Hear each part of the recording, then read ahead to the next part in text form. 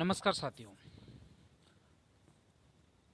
Assistant professor परीक्षा 2023 के जो थर्ड पेपर है जीके वाला, जिसमें राजस्थान जीके से संबंधित प्रश्न पूछे जाते हैं, प्रश्नों की संख्या 100 होती है और जो अंक भार है वो 50 होता है। उसमें जो हमारी टेस्ट सीरीज है आरजे टेस्ट सीरीज, उसका दूसरे नंबर का पेपर के बारे में आज हम डिस्कस करेंगे कि इसमें प्रश्नों का लेवल क्या रहा, कितने प्रश्न आए, कितने लोगों ने, कितने अभ्यर्थियों ने परीक्षा दी ऑनलाइन और ऑफलाइन मोड पे। वो सारी बातों के बिंदुओं पे हम चर्चा करेंगे। लेकिन पहले हम इन जो आज की परीक्षा हुई है उसके प्रश्नों के बारे में थोड़ा सा डिस्कस कर लेते हैं। इसके बाद में मैं आपको बताऊंगा कि यदि आपको इस वीडियो की पीडीएफ चाहिए तो आप किस प्रकार फ्री ऑफ कॉस्ट उसको प्राप्त कर सकते हैं। मैं आपको ये भी बताऊंगा कि यदि आप हमारे टेस्ट सीरीज ज्वाइन करना चाहते हैं, ऑल राजस्थान टेस्ट रैंकिंग में आप भागीदार बनना चाहते हैं, आप अपनी परीक्षा की जो तैयारी है उसका परीक्षण करना चाहते हैं, और आप यदि खुद की तैयारी के बारे में ये जानना चाहते हैं कि आल राजस्थान में लगभग 3000 से 5000 विद्यार्थी जो हमारे साथ टेस्टों से जुड़े हुए हैं उसमें आपकी क्या रैंक रहने वाली है, इन सब बिंदुओं के बारे में मैं आपको बताऊंगा। लेकिन इससे पहले कि इन चीज़ों के बारे में मैं डिस्कस करूं, सबसे पहले जो आज के प्रश्न हैं उन कुछ प्रश्नों के बारे में हम पहले बात करेंगे। देखिए साथियों, पहला प्रश्न जो है वो अभी एक एलएससी की परीक्षा हुई थी, अधीनस्थ सेवा चयन बोर्ड ने एक परीक्षा ली थी। उसका पहला प्रश्न यही था कि निम्नलिखित में से कौन सा राजवंश अपने आप को भगवान शिव की चाप से उत्पन्न हुआ मानता है। तो ये प्रश्न है। और भीनवाल का जो चावड़ा वंश है वो अपने आप को भगवान शिव की चाप से उत्पन्न मानते हैं, और इसके जो व्याख्या है वो आपको इसमें मिल जाएगी। दूसरे प्रश्न की तरफ चलते हैं। महाराणा कुंभा के प्रमुख दरबारी विद्वान तथा उसके द्वारा रचित साहित्यिक कृति का कौन सा युग्म असुमेलित है। देखिए साथियों, पहला मंडन है देव मूर्ति प्रकरण। मंडन ने देव मूर्ति प्रकरण लिखा था। मेहा ने तीर्थमाला लिखा था। गोविंद ने द्वारदीपिका लिखा था। और नाथा ने कोदंड मंडल लिखा था। तो नाथा ने नहीं, कोदंड मंडल के रचयिता भी मंडनी है। इसलिए ये जो कोदंड मंडल है वो तो आपका किसी अन्य लेखक ने लिखा था। अब यहाँ पर किस लेखक ने महाराणा कुंभा के दरबार में जो जो भी लेखक हुए हैं और उनसे संबंधित कोई भी परीक्षा में, राजस्थान की किसी भी परीक्षा में यदि कोई प्रश्न पूछा गया है तो मैंने उन सभी प्रश्नों को एक जगह करके इसकी व्याख्या में डाल दिया है कि कान्हा व्यास ने कौन सी पुस्तक लिखी थी, और जो तीर्थमाला है उसकी रचना किसने की थी, या मंडन की कौन कौन सी पुस्तकें हैं, नाथा ने कौन सी पुस्तक लिखी थी, सार समुच्चय किसकी है, रमाबाई का क्या योगदान था, हीरानंद मुनि कौन थे। ये सारी डिटेल्स महाराणा कुंभा से संबंधित जो जो भी प्रश्न किसी भी परीक्षा में पूछे गए हैं सारे आपको इस पीडीएफ में मिल जाएंगे। आप इसको अच्छे से देख लेना, आपको कहीं भटकने की आवश्यकता नहीं है। सभी प्रश्नों का आपको एक जगह जवाब मिल जाएगा। और हमारी टेस्ट सीरीज की यही सबसे बड़ी विशेषता है कि एक प्रश्न का मतलब लगभग 5 से 10 प्रश्नों का उत्तर उसमें होता है। तीसरे प्रश्न की बात करते हैं। लोहागढ़ या लोहागढ़ के किले के संदर्भ में निम्नलिखित में से कौन सा कथन सत्य नहीं है, अर्थात असत्य कथन का चयन करना है। ये राजस्थान के भरतपुर में है, बिल्कुल सही कथन है, ये राजस्थान के भरतपुर में ही है। इस किले का निर्माण जाट शासक महाराजा जवाहर ने करवाया था। देखिए, जवाहर ने नहीं करवाया था, सूरजमल ने करवाया था। तो स्टेटमेंट नंबर 2 यहाँ पे गलत हो जाएगा। इसको मिट्टी का दुर्ग भी कहते हैं, बिल्कुल सही है, क्योंकि चारों तरफ मिट्टी की जो एक गहरी खाई है और खाई के ऊपर मिट्टी के लेप है, जिससे यदि कोई गोला यदि वहाँ जाता है तो उस मिट्टी में धस के रह जाता है, वो फूटता नहीं है। चौथा जो स्टेटमेंट है, किले के चारों ओर एक गहरी खाई है जिसमें मोती झील से सुजान गंगा नहर द्वारा पानी लाया जाता है। तो स्टेटमेंट नंबर 2 इसमें आपका सही आंसर हो जाएगा, क्योंकि इस किले का निर्माण जवाहरमल ने नहीं किया था, महाराजा सूरजमल जो थे उन्होंने इसका करवाया था। और 1733 में इसका निर्माण करवाया था। मोती झील से सुजान गंगा नहर द्वारा इसमें पानी लाया जाता है। इसके दो प्रमुख दरवाजे हैं, जिसमें 1765 का एक घटनाक्रम आपको याद होगा। जाट शासक जवाहर सिंह ने वहाँ से एक लाल किले का दरवाज़ा उतार के ले आए थे, ऐसा इतिहास में प्रसंग मिलता है। तो ये सारा जो है वो आपको इसमें व्याख्या में मिल जाएगा। चौथा प्रश्न, नीचे कुछ छतरियां और उससे संबंधित ऐतिहासिक पात्र दिए गए हैं, असुमेलित युग्म का चयन कीजिए। बहुत ही इंपॉर्टेंट प्रश्न है साथियों। राजस्थान में आज तक छतरियों से संबंधित जो भी प्रश्न पूछे हैं वो सारों को एक साथ छतरियों को कर दिया है कि 8 खंभों की कौन सी थी, 32 खंभों की कौन सी है, 80 खंभों की छतरी कहाँ है, किसने बनाई, 16 खंभों की छतरी का क्या प्रसंग था, ये सारी चीजें एक साथ हो गई है। तो यहाँ पर 16 खंभों की छतरी जो है वो जगन्नाथ कछवाहा से संबंधित बताइए, ये गलत है। यहाँ पे यहाँ जो व्याख्या देखिए, 16 खंभों की छतरी जो है वो जगन्नाथ कछवाहा की नहीं है। 16 खंभों की छतरी अमर सिंह की है जो नागौर में है। 8 खंभों की छतरी उदयपुर में है, महाराणा कुंभा की है। 32 खंभों की छतरी राजस्थान में दो मिलती हैं, एक तो मांडलगढ़ भीलवाड़ा में मिलती है जो जगन्नाथ कछवाहा की है, और एक रणथंभौर सवाई माधोपुर में भी 32 खंभों की छतरी मिलती है, यह हमीर देव चौहान की छतरी है। एक 80 खंभों की छतरी के बारे में कई बार परीक्षा में पूछा गया है, तो 80 खंभों की छतरी जो है वो अलवर में है और मूसी महारानी की है ये। 84 खंभों की छतरी जो है वो आपके छतरी राजा अनिरुद्ध के माता देव की छतरी है। तो इस प्रकार चौथे प्रश्न में राजस्थान की जितनी भी छतरियों से संबंधित किसी भी परीक्षा में यदि कोई प्रश्न पूछा गया है तो उसको सारों को ढूंढ ढूंढ के पूरी टीम लगा के ये सारी चीज़ें आपके समक्ष प्रस्तुत करते हैं, ताकि आपको सारा कंटेंट एक ग्रेवी बना के आपके समक्ष प्रस्तुत करें और परीक्षा में न्यूनतम समय में आपको अधिकतम सफलता प्राप्त हो। अगले प्रश्न की तरफ चलते हैं। देखिए बहुत इंपॉर्टेंट प्रश्न है ये। जो प्रश्न है चारों प्रश्न साथियों अलग अलग परीक्षाओं में सेपरेट पूछे हैं। एक परीक्षा थी जिसमें बेवनी पूछ लिया, दूसरे में छाजड़ो पूछ लिया, तीसरे में ओरनी पूछ लिया और चौथे में बांदरवाड़ पूछ लिया। तो ये जो चार प्रश्न है अलग अलग परीक्षा में आए हुए हैं और चारों को असुमेलित करके मतलब एक एक ही प्रश्न यहाँ पर बना दिया, ताकि आपको अलग अलग जगह पे जाके पढ़ने की आवश्यकता नहीं है। देखिए ये बेवड़ी जो होती है आप सबको पता है कि चूल्हे के आगे जो जहाँ पे राख निकाल के रखते हैं उसको बेवड़ी कहते हैं। छाजलो जो है वो अनाज को साफ करने का एक लकड़ी का बना पात्र होता है। ओरनी जो है, ओरनी होती है खेत में जब हल जोतते हैं, किसान हल जोतता है तो हल के पीछे एक बीज डालने के लिए एक लोहे की एक कीप के समान एक आकृति होती है, उसको हम ओरनी कहते हैं। और बांदरवाल क्या होती है? बांदरवाल होती है किसी भी मांगलिक कार्य पे, मांगलिक अवसर पे घर के दरवाजों पर एक वो रखा जाता है, एक नीम के पत्तों की या किसी प्रकार के एक विशेष झालर टाइप लगाया जाता है, उसको बांदरवाल कहते हैं। तो यहाँ पे छाछ बिलोने के लिए लगाया गया खूंटा या लकड़ी का स्तंभ है वो ऐसा नहीं है, बांदरवाल अलग है। और इस खूंटे को नेड़ी बोला जाता है। ये जो छाछ बिलोने के लिए लगाया गया खूंटा या लकड़ी का स्तंभ है उसको नेड़ी कहते हैं साथियों, बांदरवाल नहीं कहते हैं। तो चौथा विकल्प ही आपका सही हो जाएगा। नेड़ी का देखिए आपको यहाँ पे बता दिया है कि नेड़ी है छाछ बिलोने के लिए लगाया गया खूंटा या लकड़ी का स्तंभ जो होता है उसको नेड़ी कहते हैं। अब देखिए छठा प्रश्न की तरफ चलते हैं। राजस्थानी संस्कृति में निम्न में से कौन सा संस्कार मृत्यु से संबंधित नहीं है? देखिए साथियों राजस्थान के हिस्ट्री का पार्ट है ये, लेकिन इसमें कल्चर वाला पार्ट पे ज़्यादा फोकस रखेगा आपकी बार। तो यहाँ पर जो है कौन सा संस्कार मृत्यु से संबंधित नहीं है, अर्थात तीन तो मृत्यु से संबंधित हैं लेकिन चौथा जो है मृत्यु से संबंधित नहीं है। देखिए बैकुंठी होती है जो कोई मर जाता है तो उसको सुला के जिस लकड़ी के पात्र में नाव में लेके जाते हैं उसको बैकुंठी कहते हैं।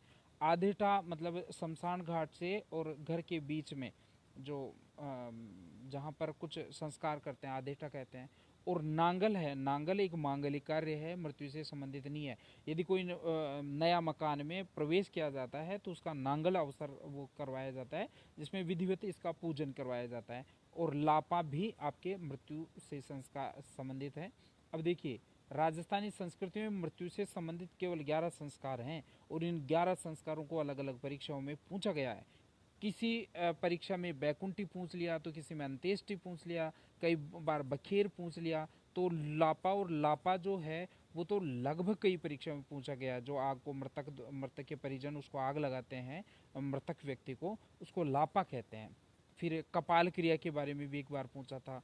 फूल चुनने के बारे में कई बार राजस्थान अधीनस्थ सेवा चयन बोर्ड तो इसका कई बार प्रश्न पूछ चुका है। तो राजस्थान में प्रचलित केवल 11 संस्कार ऐसे हैं जो मृत्यु से संबंधित हैं, जिसमें नांगड़ नहीं है। नांगड़ है विवाह या गृह प्रवेश से संबंधित संस्कार है साथियों। तो बहुत महत्वपूर्ण प्रश्नों का चयन आपके लिए करके लाइए हैं साथियों। तो यदि आप इस टेस्ट सीरीज को ज्वाइन करना चाहते हैं तो इस वीडियो के डिस्क्रिप्शन में हमारे ऐप का लिंक मिल जाएगा, हमारा जो व्हाट्सएप ग्रुप है उसका लिंक मिल जाएगा, हमारा टेलीग्राम चैनल, फेसबुक पेज, जो भी सोशल प्लेटफॉर्म हम यूज कर रहे हैं, जिसके माध्यम से आप हमारे साथ संपर्क कर सकते हैं, हमारा टेस्ट सीरीज ज्वाइन कर सकते हैं, इससे लाभान्वित हो सकते हैं। तो सारे लिंक इसी वीडियो के डिस्क्रिप्शन में। आप डिस्क्रिप्शन पे क्लिक कीजिए, वहाँ पे सारी चीज़ें मिल जाएंगी। साथ ही जो पिछला पेपर है उसकी पीडीएफ डाउनलोड करके आप यदि फ्री ऑफ कॉस्ट लेना चाहते हैं तो वो भी आपको यहाँ पर मिल जाएगी। सभी चीज़ें, जो सभी प्रश्नों के उत्तर आपको इस वीडियो के डिस्क्रिप्शन में मिल जाएंगे साथियों। अगले प्रश्न की तरफ चलते हैं। निम्नलिखित में से चौगान क्या है? देखिए, चौगान, अब ये जो अलग अलग वो जो विकल्प हैं साथियों, अलग अलग परीक्षाओं में पूछे हैं। टेस्ट सीरीज का मतलब यही है कि एक प्रश्न में कम से कम 5 से 10 फैक्ट आपको याद होने चाहिए। तो जो चौगान क्या है? चौगान एक सामाजिक कुप्रथा है और जिसमें मानव क्रय विक्रय पर जो राजकीय शुल्क लगाया जाता था प्राचीन काल में, उसको चौगान कहते थे। तो इसका पहला ही आंसर सही हो जाएगा। लेकिन लड़की के जन्म लेते ही उसे अफीम देकर गला दबाकर मारने की भी एक राजस्थान में, विशेषकर जो राजपूत समाज है उसमें ये प्रथा रही है। युद्ध में हारे हुए व्यक्तियों को बंदी बनाकर अपने यहाँ दास के रूप में रखा जाता था, जिसको गोला कहा जाता था। साहूकार अथवा पूंजीपतियों द्वारा उधार दी गई धनराशि के बदले कर्जदार को नौकर के रूप में रखते थे। ये दास प्रथा भी राजस्थान में प्रचलित थी। तो इसका जो उत्तर है वो तो साथियों पहला है, क्योंकि कोटा राज्य के अंतर्गत मानव क्रय विक्रय पर जो राजकीय शुल्क वसूला जाता था उसे चौगान कहा जाता था। और ये प्रथा 1847 में जयपुर रियासत में जो है रोक लगाई गई थी इसकी। 8वां प्रश्न देखिए। कन्यावध नामक कुप्रथा पर राजस्थान में निम्नलिखित में से किस रियासत ने सर्वप्रथम रोक लगाई थी? तो साथियों, जो कन्यावध है, मतलब इसमें क्या है कि विशेषकर एक समुदाय विशेष में राजस्थान में, प्राचीन राजस्थान के इतिहास में ये उल्लेख मिलता है कि किन्हीं किन्हीं समुदाय विशेषों में ये लड़की के जन्म को त्याग इत्यादि प्रथा की वजह से अच्छा नहीं माना जाता था, सामाजिक पद प्रतिष्ठा के विपरीत माना जाता था। तो उस स्थिति में ये लोग क्या करते थे कि बच्ची को जन्म होते ही ये मार देते थे। तो ये कन्यावध नामक एक कुप्रथा थी। तो सबसे पहले किस रियासत ने इस कुप्रथा पर रोक लगाई? तो वो था आपका कोटा राज्य। अब दास कन्यावध पे किसने लगाई? इसके साथ ही दास प्रथा के बारे में भी आपको इसमें बता दिया, मानव व्यापार प्रथा पे भी लिखवा दिया, विवाह जो विधवा विवाह प्रथा है उसके बारे में भी आपके यहाँ पे सारी डिटेल्स इसमें बता दी, ताकि आपको अलग अलग जगह इन चीज़ों को ढूंढने की आवश्यकता नहीं पड़े। और यकीन मानिए ये एक एक फैक्ट जो है ना किसी न किसी परीक्षा में पूछा गया है और आपके लिए बहुत ही उपयोगी ये टेस्ट सीरीज होने वाली है। यदि आपने अभी तक टेस्ट सीरीज ज्वाइन नहीं की तो हमारे जो है ये जो स्क्रीन पे नंबर दिए हैं 9588 27 11 32, इस पे आप संपर्क कर सकते हैं, या फिर इसी वीडियो के डिस्क्रिप्शन में आप हमारे सभी सोशल नेटवर्क साइट्स के जो लिंक हैं उसके माध्यम से आप हमसे संपर्क कर सकते हैं। 9वां प्रश्न है, निम्नलिखित में से कौन से दो शहर घंटियों के शहर के नाम से प्रसिद्ध हैं? बहुत बार ये प्रश्न पूछा गया है और बहुत इम्पोर्टेंट भी प्रश्न है। आरपीएससी ने कई परीक्षाओं में इसको पूछा है। तो दो शहर हैं ऐसे हैं जिनको घंटियों के शहर के नाम से जानते हैं। एक तो रोम है इटली में, इटली का शहर है रोम, और राजस्थान का शहर है झालावाड़। ये दो शहर ऐसे हैं जिनको घंटियों का शहर कहा जाता है। अभी डिस्क्रिप्शन नीचे है साथियों। 10वें प्रश्न की तरफ चलते हैं। जयपुर में सवाई जयसिंह द्वारा निर्मित जंतर मंतर का वास्तविक नाम निम्नलिखित में से क्या था। अभी जो रीट की परीक्षा हुई थी लेवल फर्स्ट में उस प्रश्न को पूछा गया था। तो जयपुर में सवाई जयसिंह द्वारा निर्मित जंतर मंतर का वास्तविक नाम क्या है। तो यंत्र मंत्र, जो पहला ऑप्शन है यंत्र मंत्र, इसका वास्तविक नाम है, जबकि जंतर मंतर इसको आम बोलचाल की भाषा में बोला जाता है। अब यहाँ पर कितनी जगह जंतर मंतर हैं? 5 जगह हैं। कहाँ कहाँ है और किसके समय में सबसे पहले जो ये बना था, है ना, ये वेधशाला है, क्या है, ब्रह्मांडीय जो गणनाएं हैं वो किस प्रकार की जाती हैं, सारी चीज़ें इसके डिस्क्रिप्शन में लिख दी हैं, जो आप देख लेना, पीडीएफ आपको मिल जाएगी। राजस्थान में राजपूत काल में प्रचलित कमठा लाग निम्नलिखित में से क्या थी। बहुत महत्वपूर्ण, इसे चुन चुन के प्रश्न लेके आए हैं आपके लिए। तो साथियों, यदि आपको ये वीडियो पसंद आई तो कम से कम लाइक जरूर करें, और यदि आप चाहते हैं दूसरे लोगों को लाभान्वित करना तो इसको शेयर भी करें, क्योंकि इतने अच्छे अच्छे प्रश्न आपके लिए लेके आए हैं। तो कम से कम इतना सा तो आपका नैतिक दायित्व बनता है कि वीडियो को लाइक करें और प्रमोट करें, ताकि ये और ज़्यादा लोगों के पास पहुँचे, ज़्यादा सर्च में जाए। तो साथियों, कमठा लाग क्या है इसके बारे में आपको बताना है।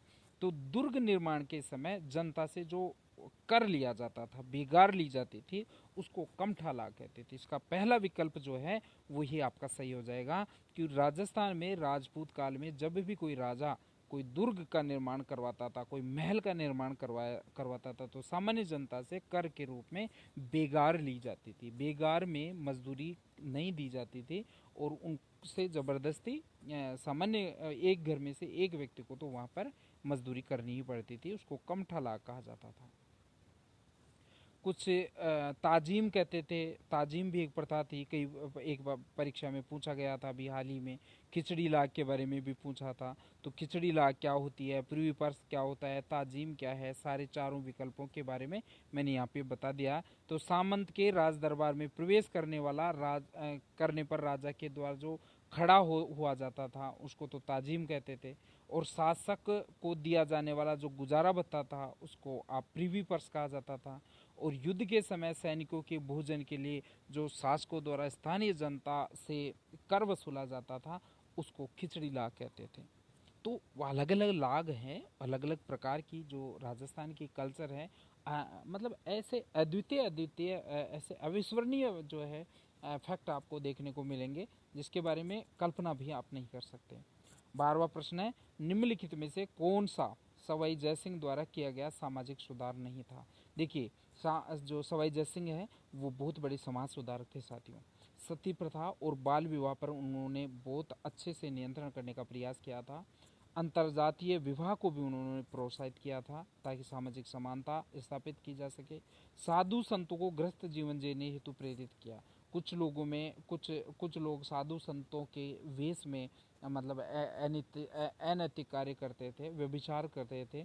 तो उन लोगों को सवाई जयसिंह ने प्रेरित करके उनके लिए एक अलग शहर भी बसाया और उनको गृहस्थ जीवन जीने हेतु प्रेरित भी किया था। ऊपर वाले तीनों विकल्प सही हैं, लेकिन उन्होंने कन्यावध को कभी भी प्रोत्साहित नहीं किया था। जबकि आपको पता होना चाहिए कि जयपुर के शासक सवाई जय सिंह ने सबसे पहले कोटा के बाद मतलब जयपुर में कन्यावध को रोकने का प्रयास किया गया था।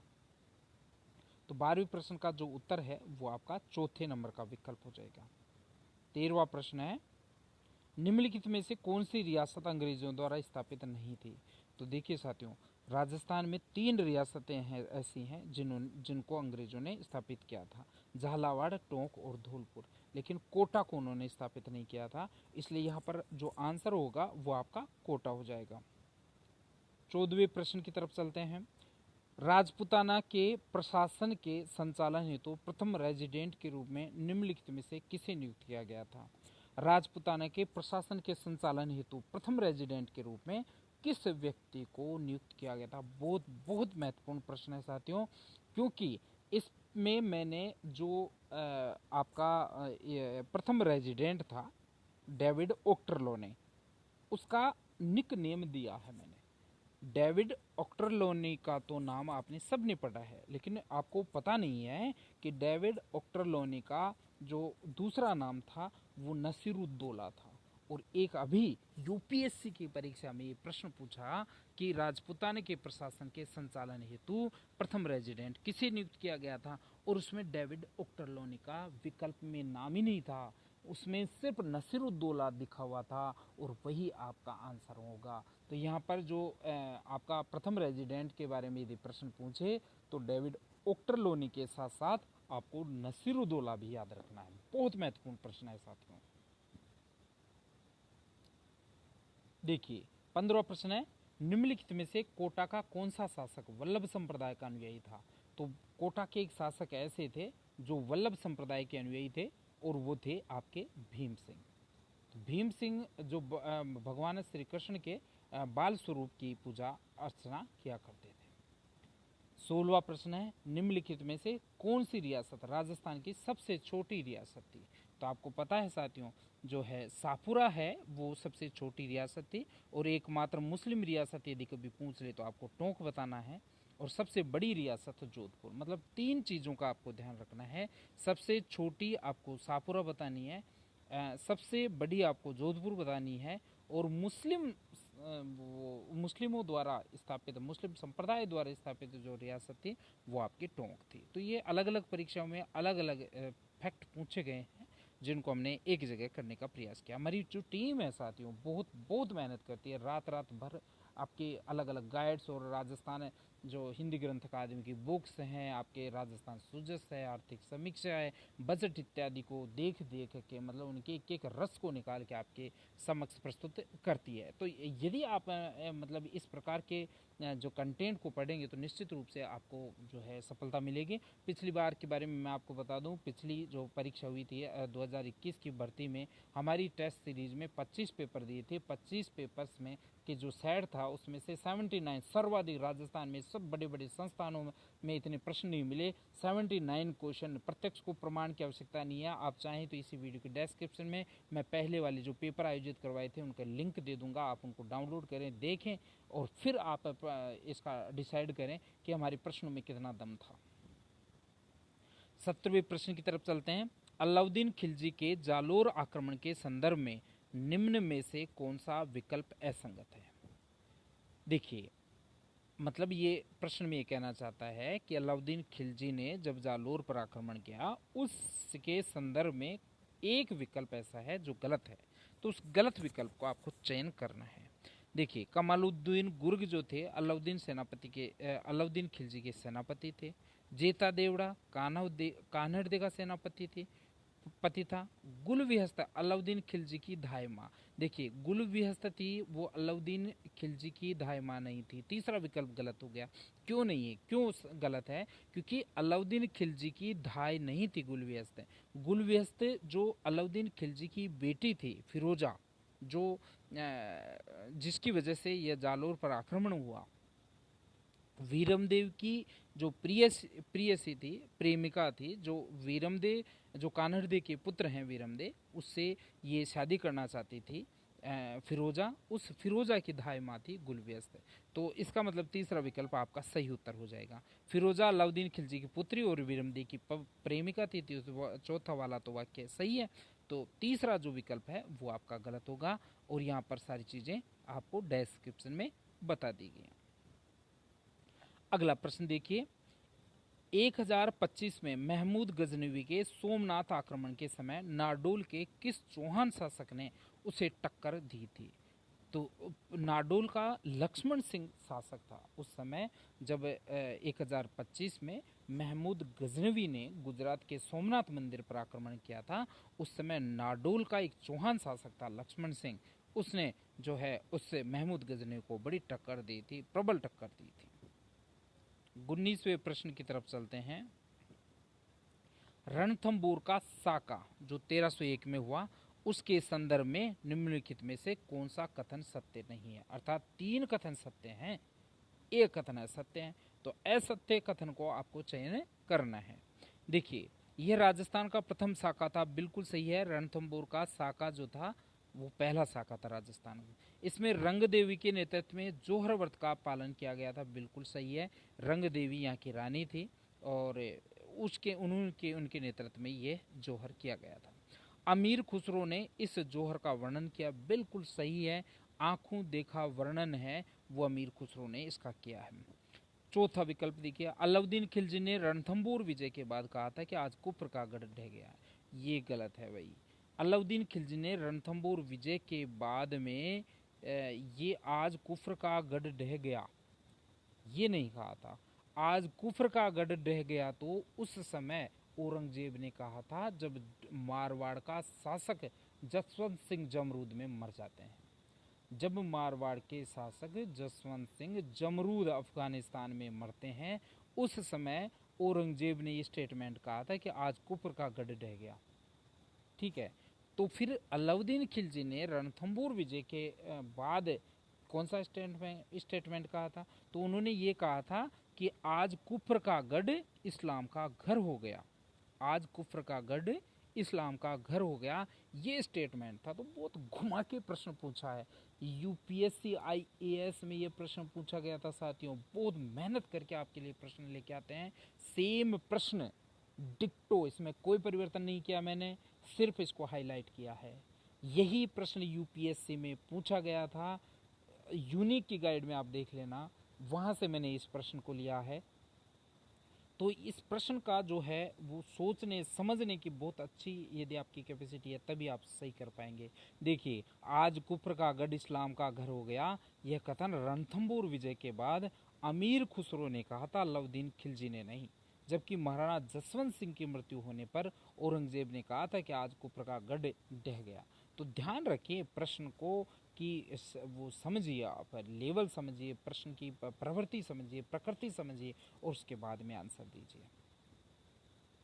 अब कल्चर का एक प्रश्न है कि ढोल नृत्य के संदर्भ में असत्य कथन का चयन कीजिए।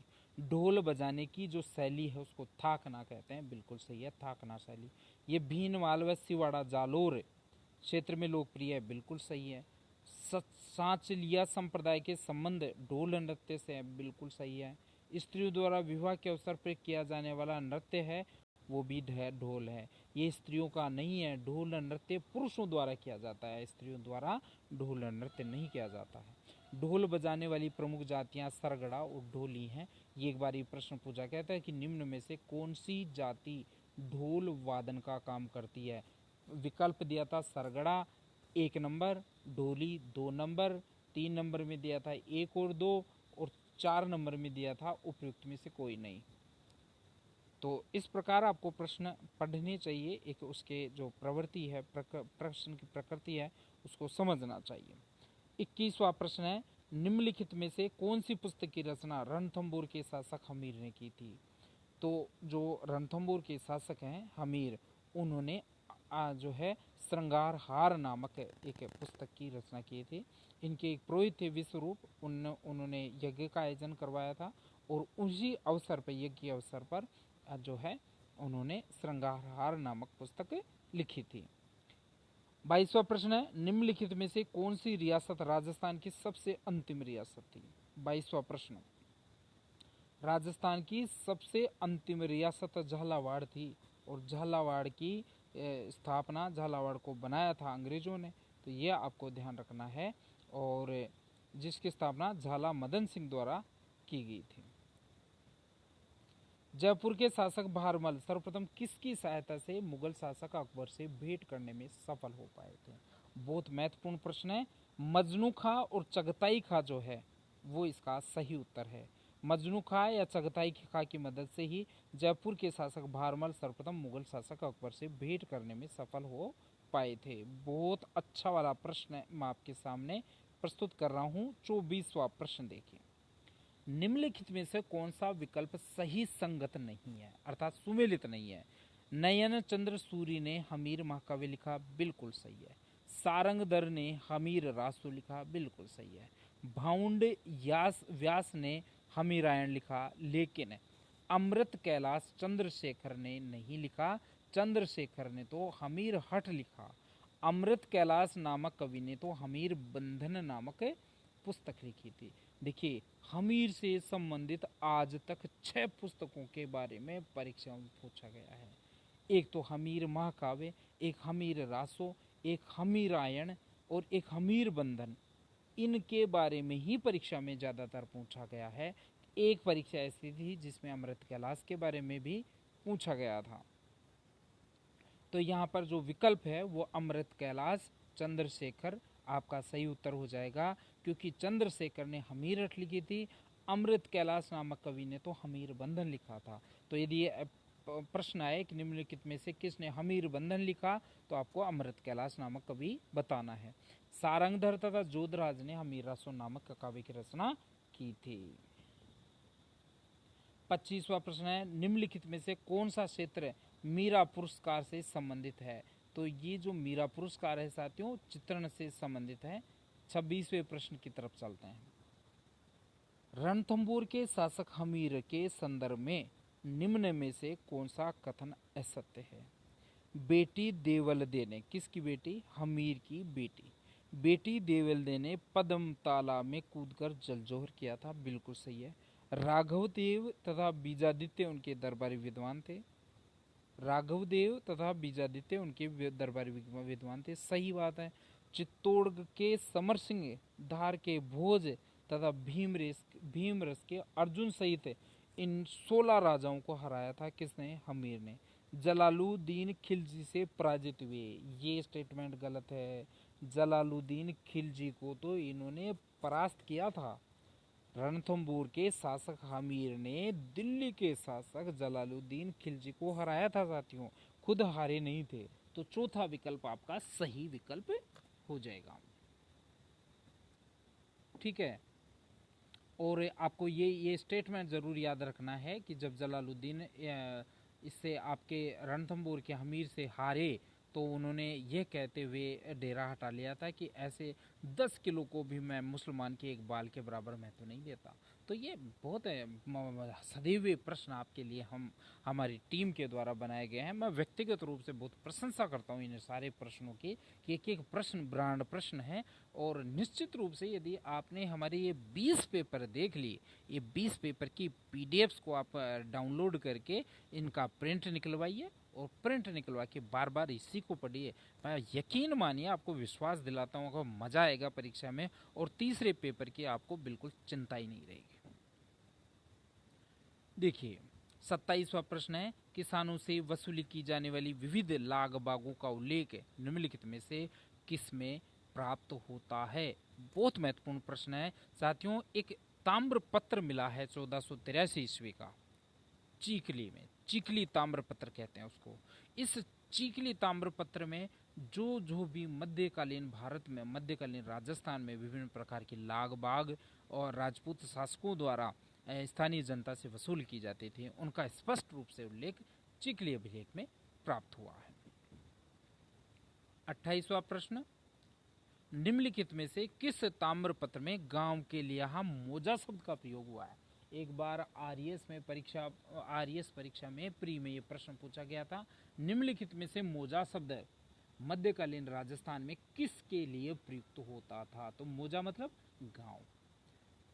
तो ये साथियों जो 28वां प्रश्न है, इसमें मोजा शब्द का प्रयोग किया गया है, तो ये किसके लिए किया गया है? देखिए ठीकरा गांव है, इस ठीकरा गांव में एक तांबे का पत्र मिला है, ताम्र पत्र मिला है, उसमें गांव के लिए मोजा शब्द का प्रयोग मिला है। तो ये एक प्रश्न जो है ना, ब्रांड प्रश्न है, आप इनको ध्यान रखें अच्छे से। और ये जो प्रश्न है, पूर्व ताम्र पत्र क्या है, इसके बारे में एक बार प्रश्न पूछा। पीपली गांव का जो ताम्र पत्र है वो उसके बाद वो क्यों प्रसिद्ध है।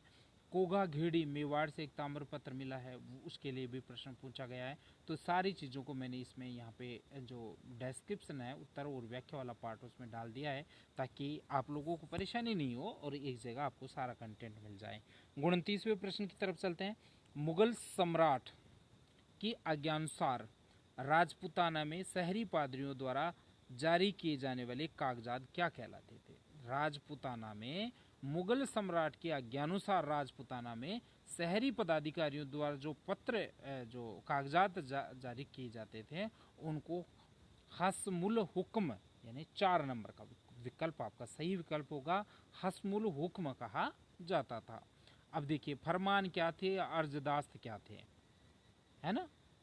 हक में हुस्ले हुक्म इंसा, रुकियात, ये क्या थी, ये सारा यहाँ पे जो नीचे बताया हुआ है कि ये जो चारों विकल्प हैं, चारों विकल्पों के यहाँ नीचे आंसर हैं कि कौन सी चीज़ क्या है।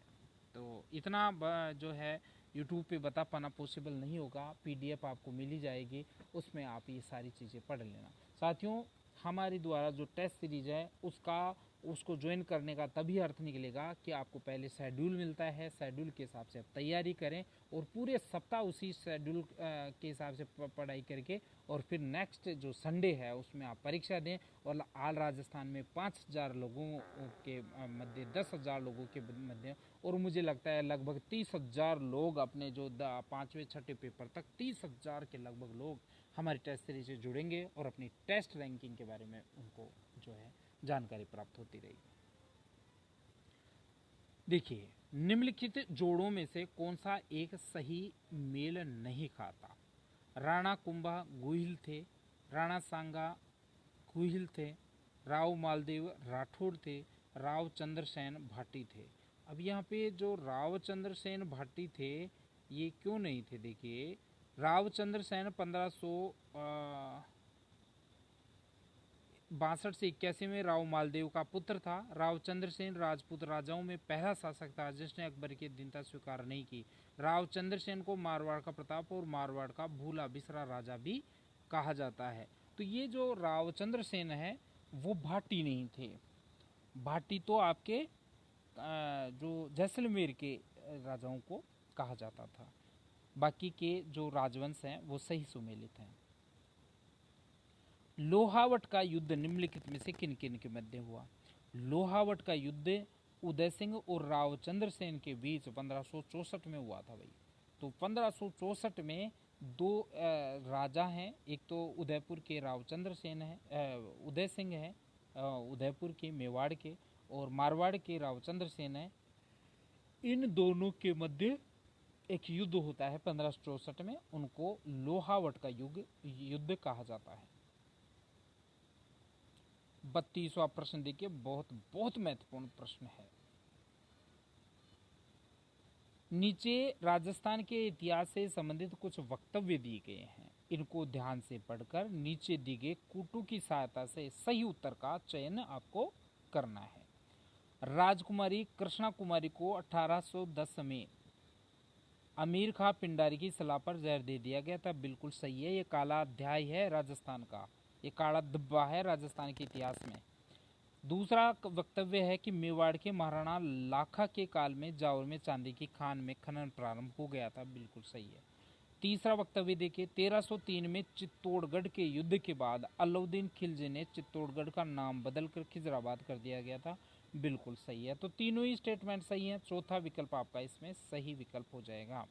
33वां प्रश्न देखिए साथियों, किस राजपूत सरदार ने खानवा के युद्ध में राणा सांगा के घायल हो जाने के बाद उसका राज चिन्ह धारण करके युद्ध जारी रखा था और युद्ध में शहीद भी हो गए थे। तो ऐसा कौन सा राजपूत था जिसने जो है यह राज चिन्ह राणा सांगा के धारण किए थे। तो आपको पता है, सामान्य तो नहीं है प्रश्न, प्रश्न तो बहुत अच्छा है, ब्रांड प्रश्न है, लेकिन ये ज़्यादातर परीक्षाओं में पूछा गया है, तो ये एक जनरल क्वेश्चन है, इसका उत्तर आपको आना ही चाहिए। ये 1 नंबर का विकल्प है, झाला अज्जा। ये काठियावाड़ के झाला राज सिंह के पुत्र थे जिन्होंने राणा सांगा के खानवा युद्ध में घायल होने पर उनके राज चिन्ह धारण करके अपने मालिक की रक्षा करते हुए प्राणों का उत्सर्ग किया था। राजस्थान की वीर भूमि जो वसुंधरा है, राजस्थान की वीरों की भूमि है, इसमें ऐसे ऐसे उदाहरण मिलेंगे जिसके बारे में आप कल्पना भी नहीं कर सकते। निम्नलिखित में से कब चित्तौड़ का तीसरा साका हुआ था। देखिए 3 साके हुए 1567 में जो है जयमल राठौड़ और पत्ता सिसोदिया एवं कल्लाजी राठौड़ के नेतृत्व में ये तीसरा साका हुआ था। 35वां प्रश्न देखिए, बहुत महत्वपूर्ण प्रश्न है साथियों। नीचे राजस्थान के इतिहास से संबंधित कुछ वक्तव्य दिए गए हैं, इनको ध्यान से पढ़कर नीचे दिए गए कूटों की सहायता से सही उत्तर का चयन कीजिए।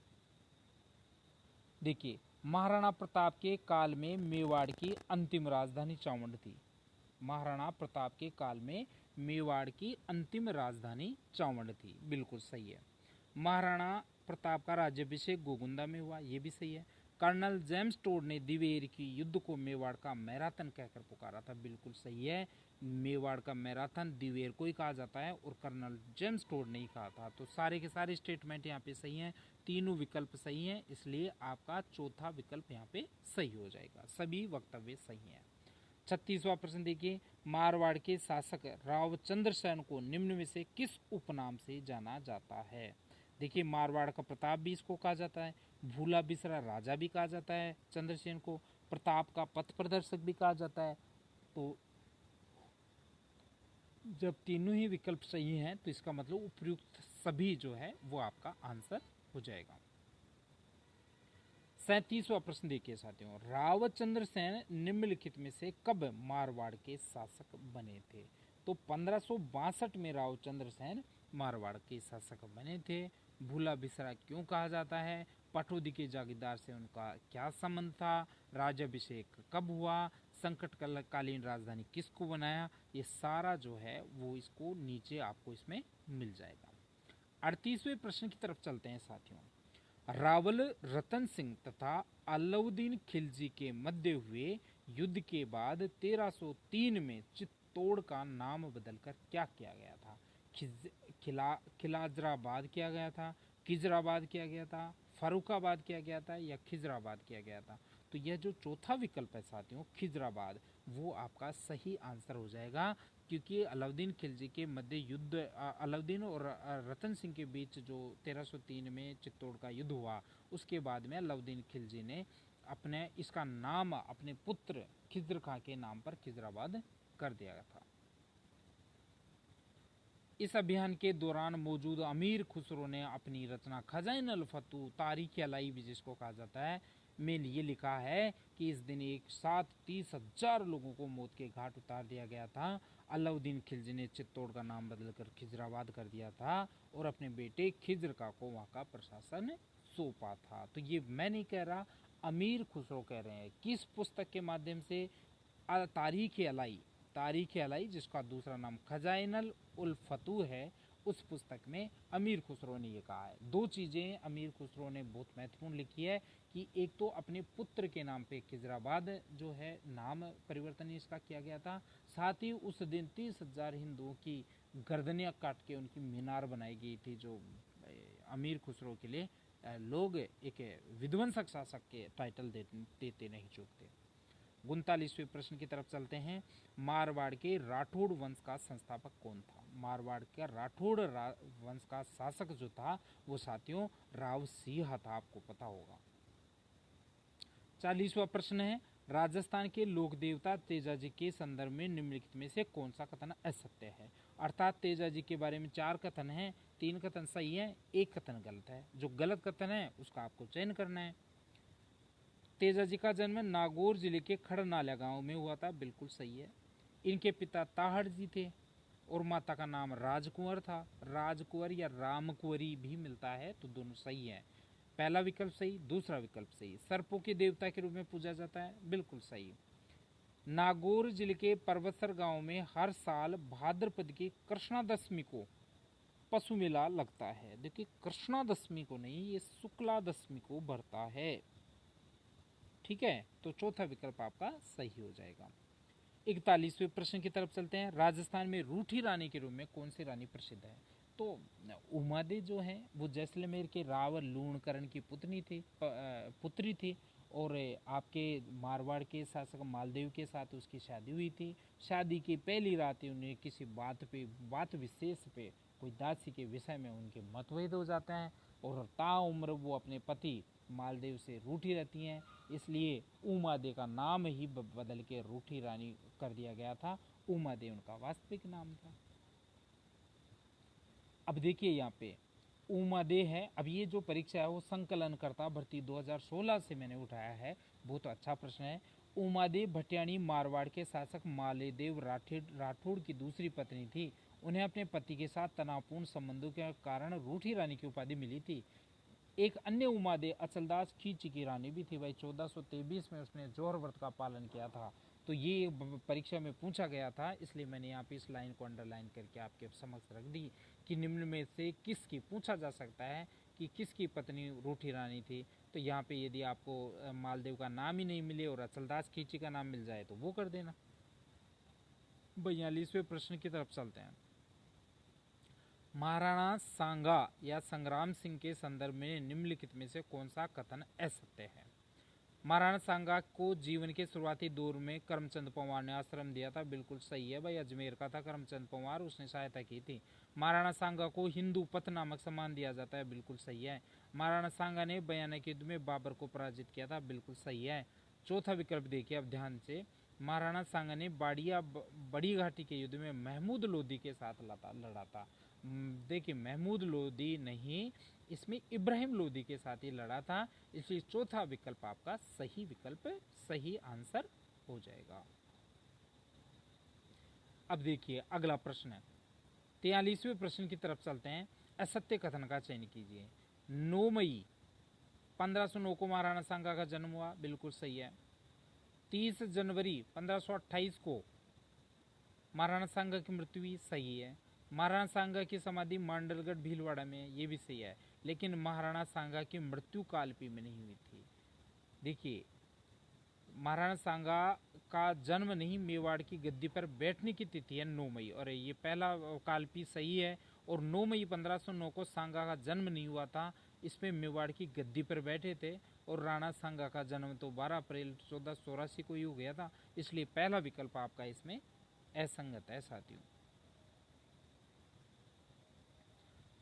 देखिए इस जो टेस्ट है, प्रत्येक टेस्ट को का वीडियो ज़्यादा लंबा नहीं हो, इसलिए प्रत्येक टेस्ट के 2-2 भाग बनाए हैं। जिससे पहले टेस्ट के 2 भाग बनाए, 1 से लेके 50 प्रश्न तक तो एक भाग में, और 1 से जो 51 से लेके 100 तक दूसरे भाग में।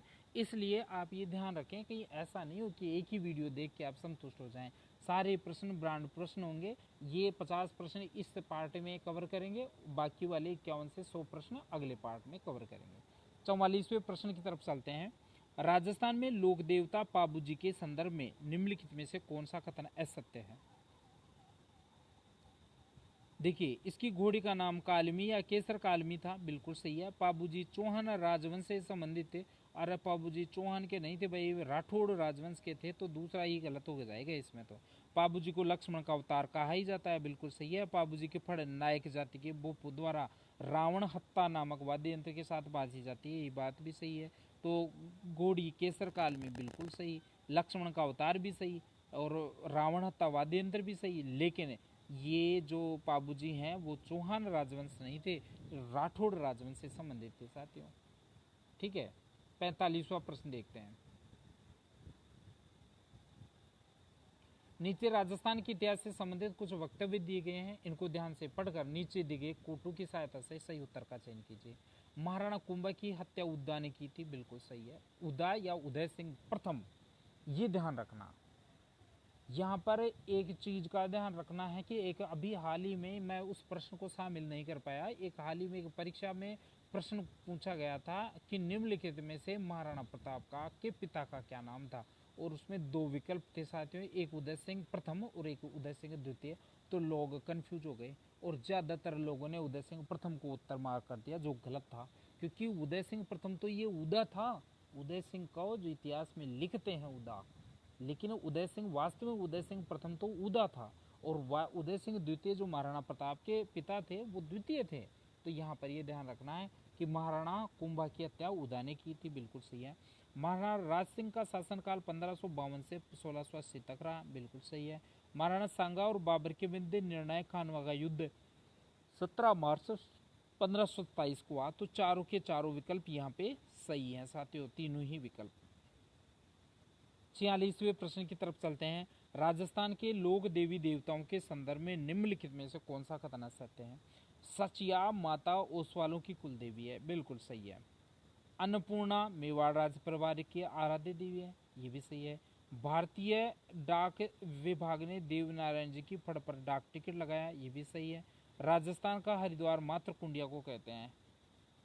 अन्नपूर्णा देवी, आप देखिए भाई पहला तीसरा भी सही है, चौथा भी सही है और पहला भी सही है। अन्नपूर्णा देवी मेवाड़ राज परिवार की नहीं है, कछवाहा राज परिवार की है। तो ये आपको थोड़ा सा गौर करना था, ये मेरे से भी गलती हुई है। 47वां प्रश्न देखते हैं। जयपुर राज्य में तोप के लिए दूसरा क्या शब्द प्रयोग किया जाता था?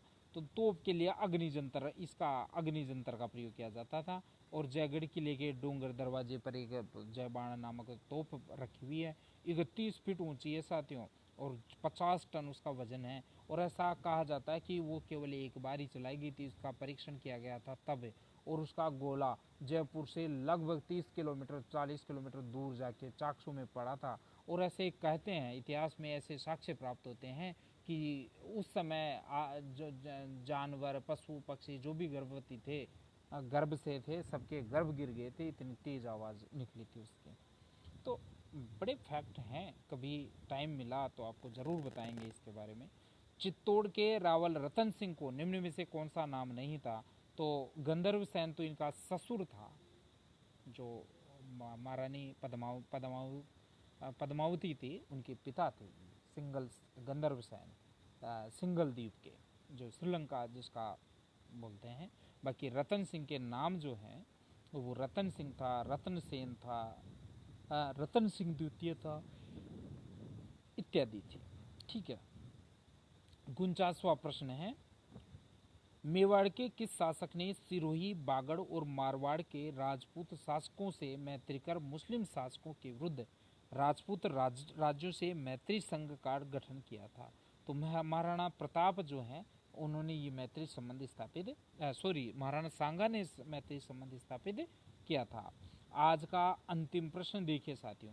नीचे राजस्थान के इतिहास से संबंधित कुछ वक्तव्य दिए गए हैं, इनको ध्यान से पढ़कर नीचे दी गई कोटों की सहायता से सही उत्तर का चयन करना है। राणा प्रताप के सौतेले भाई जगमाल सिंह को अकबर ने जहाजपुर की जागीर प्रदान की थी।